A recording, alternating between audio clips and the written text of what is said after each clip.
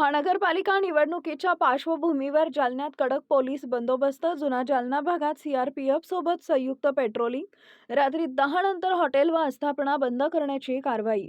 जालना शहरात महानगरपालिका निवडणुकीचा ज्वर दिवसेंदिवस वाढत असून या पार्श्वभूमीवर कायदा व सुव्यवस्था अबाधित राखण्यासाठी पोलीस प्रशासन अलर्ट मोडवर आलं आहे. शहरातील विविध भागांमध्ये पोलिसांनी गस्त वाढवत रात्री उशिरापर्यंत सुरू असणाऱ्या हॉटेल्स, पानटपऱ्या व इतर आस्थापनांवर कारवाईचा इशारा दिला आहे. 10 वाजेनंतर सर्व आस्थापना बंद ठेवाव्यात असं आवाहन पोलीस प्रशासनाकडून करण्यात येतं आहे.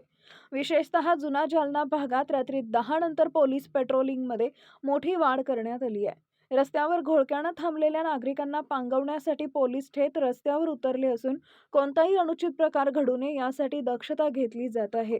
निवडणूक काळात शांतता आणि सुव्यवस्था राखणं हे प्रमुख उद्दिष्ट ठेवून पोलीस प्रशासन प्रयत्नशील आहे.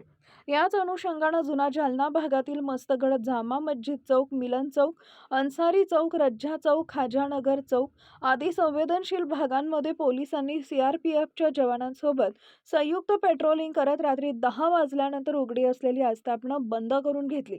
निवडणूक वातावरण तापलं असलं तरी शहरात कोणतीही अनुचित घटना घडू नये यासाठी पोलीस प्रशासनानं कडक पावलं उचलली असून नागरिकांनी सहकार्य करत राहावे असं आवाहनही पोलिसांकडून करण्यात येत आहे.